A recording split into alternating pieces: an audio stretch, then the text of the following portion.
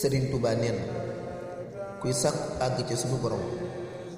nay jàpp ci sunna si yonent bi sallallahu alayhi wa alihi wa sallam. ub sëriñ bu ngay tarbiya du jéng ci sahir du jéng ci bàtti, daf koy wommat ci xam-xam ak jaamu yàlla di ko bàyyi doo topp aada. nee na képp koo xamante ne beru nga njëkk ngay àgg wala amoo sëriñ bu lay tarbiya, nee na nga xam ni yaa ngi xuus ci géejug alkaan te ëllëg sa jëf jooju dina dikke dara lu dul ak perte, ndax seytaane moo koy wommat ak bànneex ak bakkan. looloo tax mu wax na man talabal usuli li jalil falyaxtasim bi sunnati rasul bi an yulaasima muttaan la yamin fi saahiri wa batini an sabil yaquluhu bi ilmi wal ibada kama yurabbi bi tarki aada fa kullu man xabla usuli ixtasal walam yuti amra murabbi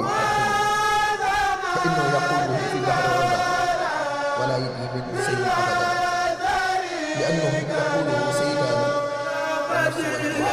nafsu